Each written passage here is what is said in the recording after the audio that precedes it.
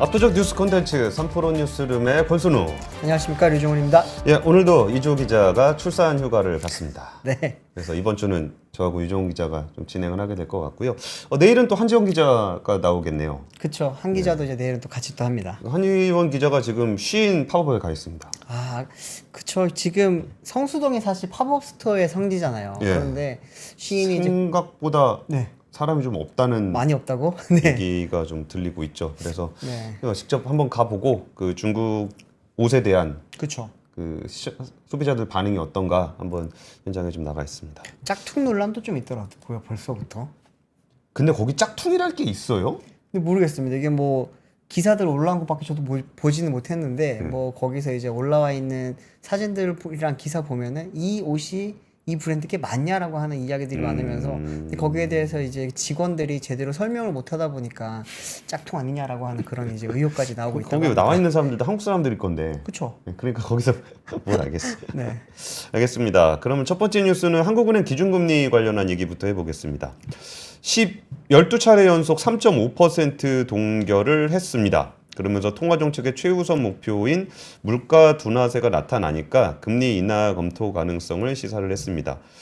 금융통화위원회가 2022년 4월부터 1.25에서 1.5까지 올리면서 지난해 1월까지 3.5%까지 7차례 연속 금리를 인상을 했습니다. 그리고 이제 10개월 동안 금리 인상을 지난해 2월에 금통위에서 10개월 만에 금리 인상을 멈추고 그러니까 3.5까지 쫙쫙쫙쫙 올리던 걸 멈추고 1년 6개월 동안 쭉 유지를 시켜놓은 상황에서 금리 인하에 대한 그 어떤 뉘앙스를 내비쳤던 거죠. 그러면은 이렇게 우리가 분석을 하게 되는 그 전문가들이 어떻게 분석을 하고 있는지 제가 그 분석 방법에 대해서 상세하게 설명을 드리겠습니다. 물론 대단한 얘기 일리가 없죠. 제가 이렇게 얘기할 때. 한번 같이 볼게요. 제가 좀 이게 보기가 좀 안 좋아요. 제가 좀 디자인을 좀 준비를 제대로 못 해가지고 그런데 한번 띄워주시면은 오른쪽 게 5월 거고 왼쪽 게 7월 겁니다. 앞에 보면은 똑같아요. 금융통화위원회는 앞으로 성장세를 점검하면서 중기적 시계에서 물가 상승률이 목표 수준에서 안정할 수 있도록 하는 내용이 그냥 똑같습니다. 통방문은. 그렇네요. 그러니까 내용이 그냥 똑같이 돼 있기 때문에 여기서 토시 바꾼 거를 봅니다. 이게 전문가들의 시각이에요. 네. 별게 없습니다. 이렇게 한국은행을 바라볼 때 뭐 전문가라고 다른 걸 보는 게 아니고 뭐 한국은행이 전문가들한테 뭐 다른 얘기를 하는 게 아니기 때문에 토시를 같이 보는 건데 오른쪽에 토시를 보면은 물가가 목표 수준으로 수렴할 것으로 확신하기는 아직 이른 상황이다. 네네. 라고 얘기를 했었고 저게 지난번 금통위 5월 달 오른쪽에 써 있는 겁니다. 왼쪽에는 그 목표 수준으로 점차 수렴해 갈 것으로 예상된다. 아까 확신하기는 이르다 그랬는데 이번에 수렴할 것으로 예상된다 그랬죠. 뉘앙스가 이거를 그냥 일반적인 기사나 그러니까 그 글자에서 볼 때는 그냥 뭐 아직 목표 수준으로 이제 가는 그냥 그런 방향인가 보다라고 그냥 생각하면 되는 건데 이 통방문은 그렇게 안 읽어요. 그러니까 토시를 다 읽습니다. 그렇죠. 그래가지고 이게 보면은 마지막에 그 마지막 줄 보시면 금융 안정 측면에서 리스크, 가계부채 증가 추이, 주요국 통화정책 운용의 차별화 및 지정학적 리스크의 전개 양상을 면밀히 점검해 나갈 것이다. 이렇게 돼 있죠. 네네. 오른쪽에 보시면 비슷합니다. 물가 상승률 둔화 추세와 함께 성장, 금융 안정 등 정책 변수들의 상충 관계를 면밀히 점검하면서 거기에 기준금리 인하 시기 등을 검토해 나갈 것이다. 기준금리 인하라고 하는 단어가 나왔네요. 여러분, 요겁니다. 막 바뀌었을 때 뭐 이렇게 대단한 뭔가 진짜 유레카 엄청난 거 발견했다. 네네. 이게 요거 기준금리 인하 시기 등을 검토해 나가. 이야 이렇게 된 겁니다. 그쵸. 없었던 단어가 나타났으니까. 이런 식으로 이제 분석을 한다. 그리고 실제로 거기에 이제 그 읽는 것도 그 한국은행 총재가 읽을 때 뭐 강조해서 읽지도 않아요. 기계적으로 다다다다다다 읽는데 그걸 보면서 이른바 이렇게 페드 와처 아니면 BOK 와처라는 사람들이 하는 게 주로 이런 겁니다. 오늘 넥타이가 빨간색인데? 그쵸. 이런 거. 이게 그런 거 기사 쓰잖아요. 그럼 막 금통위원들이 의식해요. 오늘 올라가면 무슨 색을 해야 되나? 그러니까 이거 내가 파란색 하고 가면은 좀 너무 작게 보려나? 그럼 뉘앙스 주려면 내가 빨간색 할까? 이런 것들을 사람인 이상 그쵸, 신경 쓰이지. 계속 쳐다보면서 그거 요거 맞죠? 요거 맞죠? 그러면은 어쩔 때는 저는 이주열 총재 때 출입을 아, 했었는데 네네. 그때 하도 그러니까 이주열 총재가 그게 별 의미 없이 쓴 거예요. 이런 것까지 좀 너무 그러지 마요. 네. 그리고 넥타이 와이프가 골라준 거예요. 뭐 이런 네. 상황도 있었는데 이번에는 이제 기준금리 인하 시기를 검토해 나갈 것이다라는 표현이 들어간 것으로 보면서 이게 금리 인하를 금리 인하가 이제 거의 다가왔다라고 보고 있는 겁니다. 지난달 물가 상승률 소비자 물가 상승률이 전년 동월 대비해서 2.4%까지 내려왔고요. 6명의 금통위원 중에 2명이 향후 3개월 내 기준금리 인하할 가능성을 열어둬야 한다라는 의견을 냈습니다. 5월 당시에는 3개월 내에 인하 가능성을 열어둬야 된다는 사람이 1명이었는데 네. 이게 이제 2명으로 늘었다라는 것도 하나의 시그널입니다. 네. 근데 이것도 얘기를 들어보면은 이거 너는 어떻게 생각하니? 우리가 3명 되면 좀 부담스럽지 않니? 네. 그러니까 독립적으로 다 눈 감고 손 들어 이렇게 하고 하는 게 아니라 네네. 서로 보면은 이게 1명인데 2명 만약에 이게 3명이다. 네. 6명 중에 3명이다 그러면 과반인데. 이거 시장의 시그널이 너무 강한 거 아니야? 이런 생각을 한다는 거죠. 사람인 이상. 네. 그러다 보니까 여기서 1명 늘어났다 보니까 요거가 이제 시장의 시그널이 이런 식으로 될 수 있지 않겠느냐라는 것들을 분석하고 있다라는 거고. 그리고 이주열 총재가 그런 이창용 총재가 이번에 구체적인 인하 시점에 대해서 말을 안 했지만 여기서 고민이 되는 건 있어요. 근데 이게 참 여러 측면에서 조금 고민이 되는 게 이따가 그 유종 기자도 얘기를 해주시겠지만 부동산 가격이 요새 심상치 않아요. 맞아요. 그리고 가계부채 증가세도 만만치 않고 그렇죠. 그런 상황에서 금리를 내린다. 이게 부동산 시장에 어떤 시그널을 줄 것인가 네. 라는 부분들이 좀 부담이 되는 게 하나 있고 또 하나는 지금 미국이 금리를 동결한 상황에서 금리 인하를 이제 하게 되면은 9월 달쯤 하지 않겠느냐라는 맞아요. 얘기가 나오거든요. 네. 근데 우리 금통위가 8월에 있단 말이에요. 네.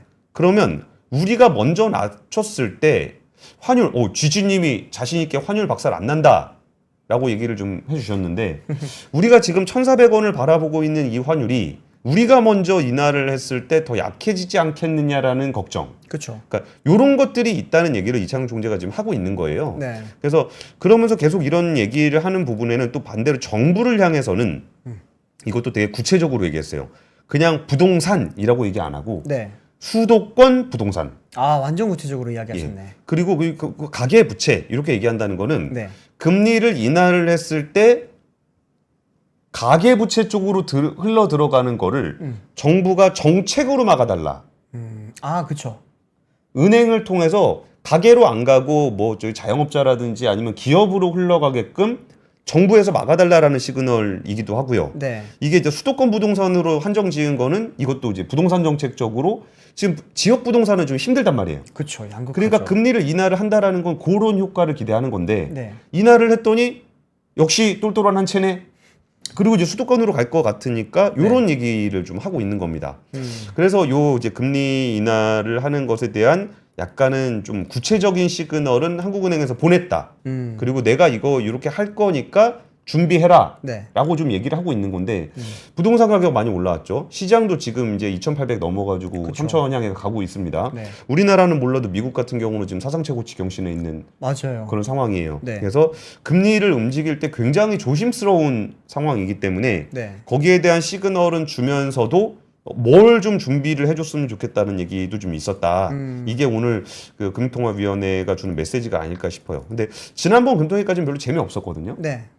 맨날 똑같은 얘기만 했었거든. 네. 그래서 통방문 봐더라도 진짜 단어 바뀐 거 없나 그런 거 찾아보고 있었는데 오늘은 문장이 바뀌었다. 많이 바뀌었네요. 이게 슈퍼 전문가들만 할 수 있는. 와처들만 볼 수 있는.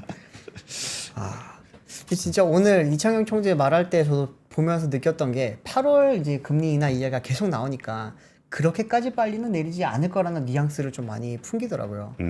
또 저는 개인적으로 생각했을 때도 이제 미국에 앞서서 선제적으로 우리가 과연 내릴 수 있을까? 거기에 대한 다른 이제 또 이펙트가 엄청 큰데 그런 생각을 하면서 이창용 총재도 고민은 많이 되겠지만 당신들이 생각하는 것만큼 빨리는 안 내릴지도 몰라요. 약간 이런 말투 같았어요, 저는. 근데 지금 봤을 때는 또 느껴지는 게 상황적으로 네. 그 우리가 이제 아예 사회적으로 쓰는 표현의 양극화까지는 아닌데 네.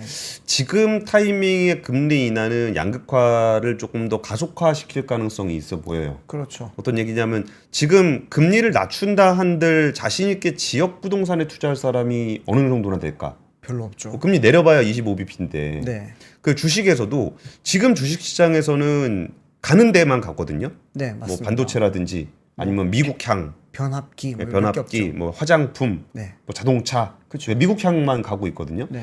그럼 여기서 금리가 25bp, 그러니까 0.25%포인트가 내려간다 한들 이쪽에 뭐 중국의 포지션이 많은 화학이라든지 네. 뭐 철강이라든지 이런 쪽으로 자금이 가겠느냐라고 생각해 보면은 그건 아닐 것 같아요. 금리 인하의 효과가 결국은 지금 그래도 좀 따뜻한 동네로 네. 또 흘러 들어갈 가능성이 꽤 있어 보여요. 이거 이창용 총재는 그러지 않도록 좀 대비를 해야 된다는 얘기는 하고 있지만 네. 그렇다고 해서 금리를 안 낮추자니 힘든 쪽이 지금 너무 힘들단 말이죠. 그렇죠. 그러니까 안 낮출 수도 없고 낮출 수도 없는 상황에서 낮추긴 낮출 거라는 뉘앙스를 주고 있지만 결국 그 인하를 했을 때 얻어지는 부분들은 시장에서 보기에는 네. 뭐 그렇다고 해서 뭐 지수가 꺾일 것 같지는 않고 네. 그럼 가면 어디가 더 가냐라고 하면은 지금 가는 데가 더 가는 상황이 되지 않겠나 라는 얘기들을 좀 그 전문가들하고 나누고 있습니다. 뭐 제가 분석하는 건 아니고요. 이게 하고 나면은 서로 단톡방에서 그런 얘기 많이 하거든요. 네. 이렇게 이코노미스트라고 있는 단톡방에서 그쵸. 아, 어떻게 보세요? 뭐 이런 얘기들을 하는데 그런 얘기 그게 그 전문 용어로 그 취재 인터뷰라고 합니다. 저희가 이렇게 취재합니다. 그렇죠. 저희 취재 노하우까지 다 공개해봤습니다. 너무 많이 알려지면 안 되는데. 우리 뭐 드라마에 나오듯이 한 말씀만 해주십시오. 그거는 진짜 그 특정 분야의 소수의 기자들이 하는 거고 네. 어디 웬만한 기자들은 다 이렇게 두루두루 취재원들 네트워크를 가지고 이렇게 동향을 살피다가 그렇죠. 여기서 이 얘기는 굉장히 중요한 것 같은데 딱 걸릴 때. 걸리면은 또 거기에 집중 취재를 하는 그쵸. 그런 식으로 취재를 많이 하죠. 예, 두 번째 뉴스는 어떤 뉴스인가요? 다음 뉴스는 이제 방금 양극화 말씀하셨는데 이게 양극화가 부동산 시장에서 굉장히 좀 심각하게 나타나고 있습니다. 특히 전세 시장에서도 굉장히 좀 이게 양극화가 극심하게 보이거든요. 오늘 이제 한국부동산원이 발표한 7월 둘째 주 주간 아파트 가격 동향에 따르면은 서울 전세값이 드디어 60주 연속 올랐습니다. 그런데 이제 반면에 또 요즘 부동산이 안 좋은 지역이라고 하면은 대표적인 곳이 대구잖아요. 대구 같은 경우에는 대구 고향이잖아요. 네, 그렇습니다. 전세값이 지금 39주 연속 내렸다고 합니다. 서울 같은 곳에서는 이제 표를 하나 좀 띄워주시면 좋겠는데요.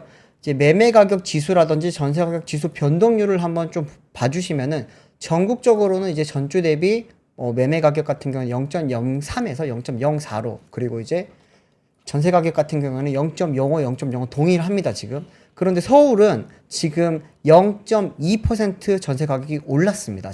전주 대비. 그런데 지방 같은 경우에는 마이너스 0.02% 내린 상황이고요. 표를 좀 띄워주세요. 그리고 그런 상황이고, 매매 가격 같은 경우에도 지금 서울은 계속 오름세인데, 특히나 이제 0.24%가 올랐습니다. 이거는 5년 10개월 만에 가장 높은 상승치라고 합니다, 이게. 근데 지방 같은 경우에는 여전히 마이너스 0.03%를 보여주고 있는 거거든요. 이게 양극화가 사실은 매매 시장에서 좀 지금까지는 많이 나타났었는데, 이제 흔히 말하는 실수요자들이 몰리는 이제는 전세 시장에서도 이 양극화가 정말 심각해지고 있다고 보실 수가 있습니다. 서울 같은 경우에 이제 구별로 보면은 영등포구, 은평구, 노원구 등이 이제 비교적으로 좀 큰 폭으로 올랐고요. 예. 성동구, 양천구, 서대문구, 용산구, 강북구, 서초구 등도 이제 평균 상승률을 웃돌았다고 합니다. 지금 보시면 영등포구, 은평구, 노원구 같은 경우에는 사실 매매 시장에서는 그렇게 많이 오르는 곳은 아닌데 전세 시장에서는 많은 분들이 이제 정말 약간 상대적으로 저렴하니까 예. 많이 몰리면서 이제 전세가 상승률이 엄청나게 높아졌다고 합니다. 특히 영등포구 같은 경우는 0.36% 올랐습니다. 엄청 많이 오른 거거든요. 경기 지역 같은 경우에도 지금 부천, 원미구, 김포, 수원, 팔달구 같은 곳에서 좀 많이 올랐고요. 근데 대구 보시면 지금 마이너스 0.08%, 경남 0.05%, 그리고 대구 경북이 지금 제일 많이 빠졌네요. 네, 경북도 마이너스 0.07%입니다. 이게 좀 그렇게 생각하실 수가 있는 게 이곳 같은 경우는 실수요자가 한정적인 사실 지역이거든요. 네, 인구가 무한정 느는 곳이 아니잖아요. 대구라든지 경북에 보면은 새로운 뭐 산업단지가 있다든지 이런 게 아니다 보니까 인구는 어느 정도 지금 규모가 한정되어 있는데 아파트 분양이 엄청나게 많이 됐습니다. 이건 비단 대구뿐만이 아니라 경북 지역에서도 보면 큰 도시라고 할 수 있는 지역에서는 지금 다 아파트 분양이 많이 이루어졌거든요. 분양이 많아지면 공급이 느니까 그만큼 전세가가 빠지는 거예요, 사실. 근데 이런 상황인데 지금 서울은 0.2%, 인천도 0.1%, 경기도도 0.1%입니다. 이 보시면은 결국에는 수도권만 오르고 서울만 오르고 나머지 지역은 지금 다 빠지고 있는 상황입니다. 매매가로 한번 또 돌아가서 보시면은 서울 아까 방금 말씀드렸듯이 지금 5년 10개월입니다. 그러면은 70개월이죠. 예. 70개월 만에 가장 높은 지금 상승률을 보였다고 할 수 있고 특히 이제 서울 아파트 값이 16주 연속 지금 오름세를 기록을 하고 있다고 합니다. 이 구별로 보시면 이제 성동구를 포함해서 마용성이라고 하는 곳 있죠. 마용성과 그리고 이제 강남 3구랑 플러스 이제 강동구까지 지금 흔히 말하면 우리가 강남, 서초, 뭐 잠실도 서초죠. 네. 어디죠? 송파 그리고 이제 강동구 그리고 마용성 우리가 흔히 말하는 많이 비싼 지역이 지금 점점 더 많이 오르고 있다고 보실 수가 있습니다. 뭐 금호 옥수동 같은 경우에도 지금 되게 많이 올랐다고 하고요. 또 이제 수도권에서 보면 인천이 요즘 얼마 전까지만 하더라도 미분양 폭탄 지역이라고 했었거든요. 그런데 이제 인천 같은 경우에는 미분양이 어느 정도 해소가 되다 보니까 이제는 0.06% 올랐고 경기도도 얼마 전까지 지금 아파트 시장이 좀 좋지 않다고 했는데 0.06% 올랐다고 합니다. 지금 이렇게 아파트가 많이 오르면 그러면 이제 사람들이 결국에는 어디로 흘러갈까요? 뭐 오피스텔이나 빌라의 시장으로 지금 흘러갈 수 있잖아요. 내가 집을 사야 되는 안 갈 것 같아요. 안 갈 것 같아요. 네, 그냥 전세로 가고 네. 그 아파트 살 수 있는 사람 아파트로 가고 네네. 안 그러면 전세. 왜냐면 빌라는 지금 전세 사기에 대한 전세 사기, 공포가 그렇죠. 있기 때문에 아까 제가 말씀드렸던 것처럼 이렇게 트리클 다운 되는 분위기가 아닐 수도 있을 아닐 것 수도 같아서 있죠. 네. 그냥 이쪽은 이쪽대로 가고 그러니까 트리클 다운으로 가는 게 아니라 완전히 양극화로. 매매하고 양분화가 돼서. 임대를 나눠서 저는 뭐 그렇게 생각합니다. 얼마 전까지는 진짜 그랬어요. 그런데 이게 서울 아파트 값이 너무 많이 올라 버리니까 예. 아예 사실 수가 없는 사람들은 오피스텔 시장으로 다시 돌아오고 있다고 합니다. 오늘 이제 부동산 플래닛이 이제 국토부 실거래가 자료를 분석한 결과를 오늘 발표를 했는데 여기서 보면은 오피스텔의 그 거래량이 이제 2,778건으로 이제 전월 대비 14.1% 증가했다고 합니다. 아, 비싸 가는구나. 네. 근데 이제 반면에 이제 연립 다세대 주택 거래량은 6.5%, 단독 다가구는 5.4%, 아파트는 4.5% 늘었습니다. 아파트보다 3배 이상 늘었다고 보시면 되거든요. 근데 오피스텔 같은 경우는 이제 침체됐던 일부 비수도권 지역의 거래량 증가세가 좀 많이 두드러졌는데 전남 같은 경우에는 5월 거래량이 이제 108건으로 전월 대비 350% 늘었다고 하고요. 광주, 부산, 경남, 전북 이런 곳에도 지금 88%, 44% 이렇게 엄청나게 많이 늘었습니다. 서울 같은 경우에는 오피스텔 거래량이 0.5% 늘었지만 거래 금액은 6.5% 줄었다고 합니다. 이게 지금 아직은 지방에서만 지금 늘었다고 볼 수 있는데 이게 점점 몰려 올라올 가능성도 있다고 지금 전문가들은 보고 있다 보니까 아파트 가격이 많이 이렇게 접근을 할 수 없게 되면 사람들이 아예 포기를 해버리는 경우가 있거든요. 그렇죠. 그럴 때는 결국에는 이제 예전에 그 주거용 오피스텔이라고 불렀던 곳들 그리고 이제 이왕 내가 한 집 살 거면 그냥 빌라 내가 전세 말고 들어가서 사는 것도 나쁘지 않겠다라고 하는 그런 사람들의 인식이 좀 돌아올 수 있기 때문에 그런 부분이 조금 어떻게 보면 부동산 시장의 변화를 가져올 수 있지 않겠나라고 하는 그런 전문가들의 의견도 나오고 있습니다. 슬금슬금 되게 많이 올랐어요. 근데 이게 올랐다는 거를 체감하시는 분들은 정말 지금 시장에 근접해 있는 분들이고 네네. 그러지 못한 분들도 되게 많을 것 같은데 이게 그쵸. 안 갖고 있으면은 올랐다는 건 잘 안 느껴져요. 네. 제가 직접 살 때 아니면. 근데 빠지는 건 정말 동네가 다 빠지기 때문에 맞아요. 정말 그걸 느끼다 보니까 온기가 좀 덜하지 않나 싶은 생각이 듭니다. 오늘은 좀 우리 사회의 문제점 얘기를 자꾸 하게 되네요. 네. 오늘 OECD에서 한국경제보고서를 냈습니다. 근데 네. 한국경제보고서의 내용이 어쩌면 우리가 다 체감하고 있는 그런 얘기예요. 단기적으로 긍정적이지만 장기적으로는 우려스럽다라는 얘기입니다. 경제 성장률 전망치는 2.6%, 소비자 물가 상승률 전망치는 2.5%로 잡았습니다. 그러니까 소비자 물가 상승률은 오히려 좀 둔화가 될 거다라고 보고 있는 거고 경제 성장률 전망치는 2% 초반대 있던 것들이 2.6으로 올라온 수준을 유지하고 있는 겁니다. 그래서 올해 그 고금리 고물가 영향에도 올해 하반기에 내수가 강화될 것이라고 전망을 했고요. 네. 보통 지금 내수 잘 안 될 거라고 얘기하고 있는데 내수가 오히려 강화될 거라고 보고 있는 거고 인플레이션 하락 추세가 확인되면 올 하반기부터는 통화 정책을 완화할 수 있을 것이라는 진단도 내놨습니다. 근데 여기서 이제 우리나라에 대한 중장기적인 권고 사항을 11가지를 했는데 네. 11가지가 우리가 다 인식하고 있는 그런 점입니다. 뭐 부동산 프로젝트 파이낸싱, 아니면 가계 부채, 그리고 뭐 인플레이션 및 재정 대응 정책 권고, 뭐 이런 것들 다 비슷하게 좀 나와 있습니다. 근데 여기서 제가 몇 가지 좀 짚어드리고 싶은 부분이 있는데, OECD가 얘기하는 것 중에 좀 나머지는 다 공감을 하시는데, 네. 그러니까 이게 OECD 표현을 보면 별로 재미는 없습니다. 중소기업 부문의 생산성 증대가 필요하다. 뭐 당연한 얘기하고 있어. 뭐 이런 네. 얘기하잖아요. 근데 이게 굉장히 우리 사회에선 얘기 안 하는 부분이에요. 네. 구체적으로 한번 얘기를 해볼게요. 네. 중소기업에 대한 세제 혜택, 보조금 등 정부 지원의 엄격한 관리와 규제 혁신을 통한 경쟁 환경 조성을 권고를 하는데, 네. 그 지난해 기준 중소기업 지원을 위해 1646개 프로그램이 시행되고 있다. 그렇군요. 중소기업 지원을 네. 법으로 제한할 필요가 있다. 이게 뭔 얘기냐면은, 네. 저는 우리가 아권 채널에서 한번 다뤘었죠. 네. 그러니까 청년들의 쉬었음 관련한 이야기를 하다가 한계 기업인 중소기업을 지원하는데 너무나 많은 돈을 쓰고 있다는 거예요. 그렇죠. 그러니까 그 기업이 구조조정이 돼야 되고, 그 기업을 지원할 돈을 차라리 좀 더 생산성 개선이 필요한 부분들에다가 지원을 해야 되는데, 한계 기업에다 지원을 하다 보니까 그 한계 기업을 지원을 하면은 그 기업이 무슨 신규 일자리를 창출하겠습니까? 아니면 노동 조건을 개선해가지고 뭐 청년들이 가고 싶은 일자리를 만들겠어요? 아니면 그 연구개발을 막 열심히 해가지고 새로운 도약을 마련할 수 있는 그런 기회를 주겠습니까? 그렇지 않은 곳에다가 네. 정부가 무려 1646개 프로그램을 시행을 하면서 지원을 하다 보니 오히려 정상적으로 생산성을 높이는 쪽으로 갈 수 있는 자금들이 안 간다는 거예요. 이게 OECD가 꽤 오래전부터 권고하고 있는 얘기입니다. 근데 이게 중소기업 지원과 관련해서는 우리나라에서는 약간 절대선 같은 느낌이 있어요. 있죠. 그러니까 중소기업 지원을 반대한다. 그러면은 프레임이 잘못 씌울 수 있죠. 그러니까 이거를 우리가 대기업 중소기업의 프레임을 항상 가지고 있었기 때문에 네. 대기업을 지원하면 안 되고, 대기업을 지원하면 안 되고, 중소기업을 지원해야 된다. 그렇죠. 대기업 특혜 의혹이라는 얘기는 들어보셨죠? 네네. 중소기업 특혜 의혹이라는 얘기 들어보신 적 있습니까? 없는 것 같아요, 진짜. 근데 실제로 유 기자도 자동차 부품 회사라든지 이런 데 가보면은 저 밑에 근데 지방에 4차, 5차, 6차 벤더쯤 가면은 네.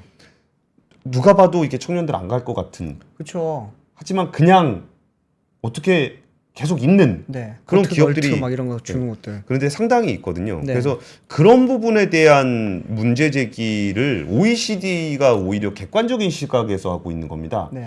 근데 우리 사회의 문제라고 생각하는 나머지 뭐 인구 문제라든지 뭐 남녀 문제, 뭐 이런 부분, 탄소 감축 문제, 이런 것들 다 OECD의 지적 사항에 들어가 있어요. 네. 근데 그 중에서 우리가 그 입 밖으로 잘 못 꺼내는 얘기 중에 하나가 요 중소기업 지원 관련한 얘기거든요. 그렇죠. 근데 그 부분을 이번에 좀 OECD가 굉장히 구체적으로 권고를 좀 하고 있습니다. 근데 어흥야옹님이 PF도 다 살리고 있는데 뭘 하셨는데, 그러니까 좀 저런 식의 비아냥이라든지 너무 냉소적인 시각은 네. 좀 이런 부분들을 이렇게 좀 하는 것 같아요. 야, PF도 다 살리면서 중소기업은 안 살리냐? 그러니까 그러면은 뭐가 잘 안 돼요. 네. 그러니까 뭐 PF는 PF대로의 옥석 가리기를 해야 되는 거고, 그렇죠. 중소기업은 중소기업 단위의 옥석 가리기를 해야 되는데, 야, 저기는 지원하고 중소기업 지원을 뺏는다고? 라고 보면은 정말 지원해야 되는 중소기업들은 지원을 당연히 해야죠. 그렇죠. 뭐 그거를 하지 말라고 얘기하는 사람은 아무도 없습니다. 근데 여기서 그게 아니라 진짜 미래 성장 가능성도 없고 그냥 그 한참 그냥 평생 그냥 그거 하시면서 네. 그러니까 지원으로 먹고 사시는 그 사장님의 일자리를 위한 지원이라고 한다면 그런 부분들은 좀 더 생산적인 부분으로 예산을 좀 전환을 해야 되지 않겠나라는 생각이 들어서, 박덕태님 권 기자 매겼는데 매긴 게 아니고요. 예, 뭐 이런 부분에 대해서 우리가 좀 우리 입으로 말을 못 하니까 그 OECD의 입을 빌어서 네. 저는 전해드리기만 했다는 식으로 좀 빠져나가겠습니다. 맞습니다. 이게 또 어떻게 보면 이럴 때는 외부에서 말을 하는 게 더 객관적이고 또 약간 어떻게 보면 뭐 무게를 덜 수도 있죠. 네. 다음 뉴스는 조금 좋은 뉴스입니다. 네. 다음 뉴스 같은 경우에는 오늘 HD 현대중공업이 이제 미국 해군 보급체계 사령부와 함정 정비 협약을 체결을 했다라고 하는 소식이 있어서 가져왔습니다. 이게 어떤 거냐면은 이제 HD 현대중공업이 미 해군의 함정을 수리할 수 있는 그런 이제 자격을 취득했다라고 하는 이야기입니다. 아, 이거 드디어 나왔구나. 네, 이제 기억하실 텐데 4월인가 5월달에 이제 신청했다는 미국에서 와서 얘기가 있었잖아요. 그쵸. 신청하고 실사 들어왔었고 실사를 한 결과 이제 지금 HD 현대중공업 같은 경우에는 최근에 이번에 체결이 됐다고 합니다. 이제 미 해군과 MSRA라고 하는 이제 함정 정비 협약을 맺은 국내 최초의 조선사가 이번에 HD 현대중공업이 됐고요. MSRA는 이제 미 함정의 MRO 이제 유지 보수죠. 유지 보수를 위해서 미국 정부가 민간 조선소와 맺는 협약인데 이제 미국이 운영하는 함정에 대한 MRO 사업에 참여하기 위해서는 사전에 MRSA를 체결을 해야 된다고 합니다. 쉽게 생각하면은 자격증을 취득을 해야 이제 미 해군의 함정을 이제 수리를 할 수 있는데 이거를 처음으로 HD 현대중공업이 이번에 취득을 했다. 이렇게 좀 이해를 하시면 좋겠습니다. 이번 이제 자격 취득에 따라서 이제 HD 현대중공업은 향후 5년간 미국 해상수송사령부 소속 지원함뿐만이 아니라 미 해군이 운영하고 있는 전투함에 대한 MRO 사업 입찰 자격을 확보하게 됐다라고 합니다. 예, 그러면 이게 얼마나 큰 시장이길래 이번에 현대중공업이 이렇게 들어갔느냐? 현재 지금 시장에서 파악하기로는 연간 한 20조 원 규모가 된다고 합니다. 20조 원. 네, 와. 미 해군의 함정을 수리하는 데만 수리하는 데만. 20조 원입니다. 야. 전 세계적으로 보면 현재 한 77조 원 정도 규모라고 하고요. 2029년에는 한 85조 원까지 이게 확장이 될 수 있는 엄청나게 큰 시장이라고 합니다. 그러다 보니까 이제 국내 기업들이 많이 좀 눈독을 들이고 있는데 그때 당시에 실사를 왔을 때 HD 현대중공업만 사실 실사를 받은 게 아니에요. 이제 사진을 좀 띄워주시면은 하나오션도 그때 당시에 같이 받았습니다. 앞서거니 뒤서거니 하는 것 같아요. 하나오션은 그때 뭐죠? 필리 조선소인가? 맞습니다. 네, 필라델피아에 미국에 있는 거를 인수하는 방식으로 했었고, 그쵸. 하나오션은 라이센스를 신청을 했다가 네. 이번에 통과가 된 거고. 통과됐죠. 이번에 지금 하나오션 같은 경우는 이 MSRA 죄송합니다. MSRA 지금 취득을 이제 앞두고 있는 상황이거든요. 좀 있으면 발표가 난다고 하는데 지금 하나오션 같은 경우는 필리 조선소도 가지고 있고 그러다 보니까 만약에 이번에 이 자기까지 취득을 하게 되면 훨씬 좀 HD 현대중공업보다도 시너지가 좀 더 날 수 있다라고 지금 이야기를 하고 있습니다. 그때 당시 이제 필리 조선소 인수를 했을 때 많은 분들이 이야기를 했던 게 이게 무슨 뭐 쓰임새가 있겠냐라고 하는 이야기가 사실 많았거든요. 현재 아시겠지만 미국에서 함정을 만드는 게 뭐 배를 안 만든 지도 좀 오래됐고요. 이거 특히나 이제 함정을 만드는 곳이잖아요. 여기는. 예. 그러다 보니까 이게 나중에 큰 도움이 되지 않을 수도 있다. 뭐 그런 얘기 많았었는데 그때 당시에 하나오션과 하나 시스템이 같이 들어갔습니다. 예. 그러면서 이제 미국의 이제 방산 사업에 우리나라 이제 기업들이 하나그룹이 본격적으로 진출할 수 있는 교두보를 마련했던 게 그때 당시 그 투자의 의미였고 또 하나는 하나오션 입장에서는 이번 이제 그 MSRA 같은 것도 염두에 두고 있고요. 또 미국의 그 존스법입니까요? 예, 존스법 같은 경우에는 존스 액트, 예.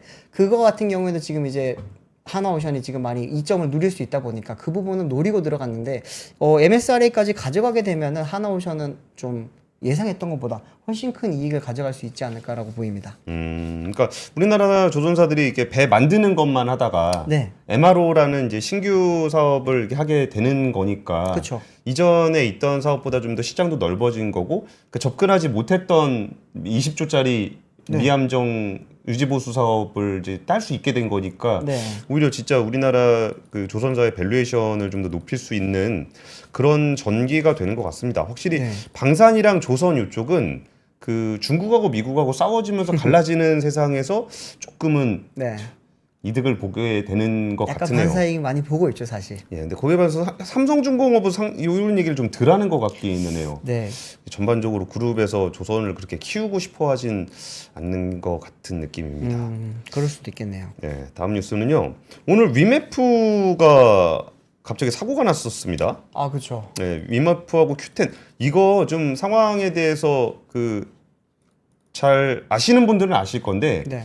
그 우리가 뭐 위메프, 쿠팡, 네. 티몬, 네. 이런 데들이 경쟁을 하던 시절이 있었잖아요. 있었죠. 한 5, 6년 전인가요? 예, 그러다가 쿠팡이 좀 원탑으로 치고 나가면서 오히려 네. 그 윗단계의 어떤 뭐 이마트 요런 데랑 경쟁을 하게 되고 그것도 이기고 쿠팡이 지금 탑으로 올라섰잖아요. 네, 네. 그러면은 그러니까 이마트가 요새 힘들지, 롯데온 잘 안 되지, 요 얘기까지는 아시는데 그 밑에 친구들 뭐 하고 사는지 그 부분들이 좀 잘 모르시는 분들이 있을 건데, 여기가 그 싱가포르 기반의 전자상거래 기업 Q10이라는 데가 있는데 네. 이 Q10이 티몬하고 위메프를 이렇게 모았습니다. 그렇죠. 예, 거기다가 그 AK몰도 이제 가져왔어요. 네네. 그래가지고 이게 의외로 그러면서 해외 직구를 중심으로 해서 이제 뭔가 새로운 시장을 돌파할 수 있는 새로운 매기로 떠오르는 거 아니냐? 라는 얘기들이 좀 있었습니다. 얼마 전에 그런 뉴스가 많았죠, 사실. 예. 그래가지고 이제 그 나머지 좀 잘 안 될 것 같은, 예, 어흥양님이 말씀하신 저 얘기가 맞습니다. Q10이 다 사버리면서 네. 요 영역을 확장하는데 이게 또 아무래도 싱가포르 기업이고 해외 직구 쪽이 요새 좀 커지다 보니까 네. 야, 요게 좀 되는 거 아니냐라고 하다가 오늘 아침에 안 그래도 제가 그 한지원 기자한테 누구한테 그 얘기를 좀 들었어요. 한지원 기자한테 야, 그 Q10에 뭔가 좀 결제가 좀 안 된다는 얘기가 있는데 그거 좀 알아봐. 그랬더니 네. 알아보다가 지금 갑자기 쉰 팝업에 가느라고 이게 결론을 다 못 내고 왔는데 네. 여기에서 그 국내 판매자들이 돈을 보내고서 돈을 못 받았다는 거예요. 미정상 금액이 적게는 수백만 원, 많게는 수억 원대로 알려져 있는데 네. 이게 그 중국이나 인도에 있는 해외 판매자 같은 경우는 이미 지난해부터 정산 지연에 대한 문제가 있는 거 아니냐, 이런 얘기가 좀 있었습니다. 근데 결론적으로 얘기를 드리면은 이제 그 업체 Q10과 지마켓, 위메프, 지마켓은 아니고요. 네. 위메프랑 그 티몬 이쪽에서는 전산상의 문제다라고 좀 얘기를 하고 있어요. 네네. 이거는 그쪽에서 밝힌 얘기입니다. 네. 근데 우리가 이걸 왜 걱정을 했었냐면은 이 Q10이라는 회사가 그 지마켓 창업주가 만든 회사여가지고 원래 좀 할 줄 아는 분이에요. 그렇죠. 그리고 요거를 근데 싱가포르 법인에서 위메프 티몬을 모아서 하는데 이게 좀 경쟁력을 아무래도 전문 용어 나올 뻔했습니다. 비슷비슷하게 갈 수 네. 없는 상황에서 요걸 모으니까 그 부분들을 모았다가 뭔가 잘 안 될 수도 안 되면 네. 이제 한 덩어리로 안 될 수도 있다라는 걱정을 하고 있거든요, 시장에서. 그럴 수 있죠. 그러다 갑자기 정산이 안 되니까 야, 이거 현금으로 막혔나 보다. 요런 우려의 목소리가 좀 있었던 거예요. 네. 근데 위메프에서 판매자에게 개별 공지한 글은 그 전에 판촉 적용 쿠폰의 시스템 검증이 지연이 되면서 부득이하게 일부 판매자의 정산 대금이 정시에 지급되지 않았다. 그리고 이제 정산이 어제부터 재개가 됐고 내일이면 모든 정산이 끝날 것이다. 이게 위메프에 대한 거고요. 네. Q10에 대한 거는 이제 그러니까 정산 주기를 주간에서 월간으로 바꿨는데 거기에 또 해외 직구도 있고 해가지고 좀 복잡해서 혼선이 좀 있었던 것 같다. 라는 정도 얘기를 하고 있습니다. 티몬은 현재 문제는 없다라고 얘기를 하고 있고요. 그래서 요 그 Q10의 움직임들이 공격적으로 확장을 하는 과정에서 좀 관심을 갖고 있다가 정산이 안 돼서 네. 요런 논란이 좀 생겼다라는 얘기를 좀 전해드리겠습니다. 근데 보니까 이제 티몬 같은 경우에 지금 티몬 캐시 판매 관련해가지고 약간 뭐 5만 원짜리 상품권은 4만 5천 원에 판매를 하면서 10%나 할인을 해주는 거잖아요, 사실은. 그쵸. 네, 그러면서 지금 유동성 확보를 위해서 현금을 좀 많이 땡기려고 그러고 있지 않냐라고 하는 이야기도 나오고 있고, 또 어떤 분들은 지금 이제 이게 나중에 만약에 터지게 되면은 뭐 몇 년 전에 기억하시겠지만 제2의 머지 포인트 사태. 나 좀 그런 네. 얘기 하고 싶지 않습니다. 그렇게까지 지금 보는 분들도 있더라고요, 보니까. 이 유동성을 위해서 이렇게 마구잡이로 하다 보면 큰일이 터질 수 있으니까 좀 조기에 빨리 잡아야 된다라고 하는 그런 경고를 하면서 그런 말씀들을 많이 하더라고요. 불안하죠. 좀. 그 얘기까지는 하고 싶지 않았지만 이 네. 뉴스를 전해드렸던 이유는 네, 조금 걱정이 되는 부분도 있어서, 맞습니다. 그래서 네. 공정거래위원회도 지금 예의주시하고 있는 것으로 알려져 있습니다. 네. 다음 뉴스는 제가 빠르게 전달드리겠습니다. 요즘 전기차 관련해서 조금 판매가 잘 안 된다라고 하는 이야기가 있긴 한데, 판매가 조금 안 되는 줄만 알았지만 물론 기업마다 다 다릅니다. 이제 아우디가 판매가 조금은 안 좋다고 했어요, 계속 그랬는데 아우디 차량 중에 이제 Q8 이트론이라고 하는 전기차가 있습니다. 대형 SUV 전기차인데 그 차를 만들던 브뤼셀 공장이 문을 지금 닫을 수도 있다고 하는 이야기가 들어왔습니다. 확인을 해보니까 이제 폭스바겐 그룹이 공식적으로 지금 이야기를 했던 부분은 이제 아우디 Q8 이트론 라인의 수요가 약해지면서 브뤼셀 공장에 대한 구조 조정이나 폐쇄까지도 고려 중이라고 지금 블룸버그 통신이라든지 TMBC 이런 외신을 통해서 지금 밝혔습니다. 이 공장에는 현재 지금 2019년부터 이 Q8 이트론 차량을 생산을 하고 있고 3,000명의 직원들이 있다고 합니다. 만약에 폭스바겐이 공장 문을 만약에 닫게 된다면 1988년 미국 펜실베니아주 웨스트 모어랜드 카운티 공장에 문을 닫았던 이후 40년 만에 처음으로 문을 닫게 되는 일이 40년 만에 처음이에요? 네. 근데 그 차량 그래서 한번 제가 차량 사진을 몇 개 가져와 봤는데 얼만큼 안 팔렸나. 근데 이 차가 지금 Q8 이트론이거든요. 이 차량이 안 팔려서 지금 안 좋다고 하고 또 앞서서 포르쉐 타이칸도 지금 판매가 잘 안 돼서 공장에 생산량을 줄였다고 해요. 아, 타이칸. 그 제가 폭스바겐 그룹이 얼마 전에 그 판매 실적을 발표를 했길래 그러면 얼만큼 안 좋나라고 봤더니 아우디 같은 경우에는 올해 상반기 판매량이 전년 동기 대비 8.2% 감소를 했습니다. 포르쉐 같은 경우에는 6.8% 감소했고요. 근데 이거는 전체 판매량이에요. 예, 예. 전기차 판매량을 다시 한번 봤더니 전기차는 오히려 아우디는 1.3% 늘었고요. 포르쉐가 좀 커요. 포르쉐는 마이너스 49.9%가 줄었습니다. 49.9, 50, 반토막 났다고요? 반토막 났죠. 이거 같은 경우에는 사실 지금 전기차가 요즘 이제 비싼 전기차 사실 요즘 잘 안 팔리거든요. 그리고 타이칸이 또 최근에 모델 체인지를 했기 때문에 거기에 대한 수요 둔화가 있었기 때문이라고들 전문가들은 많이 보고 있는데 사실상 지금 이제 전기차 시장의 성장 둔화를 겪으면서 이제 잘 되는 데는 잘 되고 안 되는 데는 안 되는데 잘 되는 곳들이 대부분 이제 저가 브랜드라든지 대중 브랜드가 좀 더 잘 되고 있다고 합니다. 현대차 같은 경우에 지금 저도 확인을 해보고 있는데 1월 달부터 5월 달까지는 지금 그래도 1% 성장을 했습니다.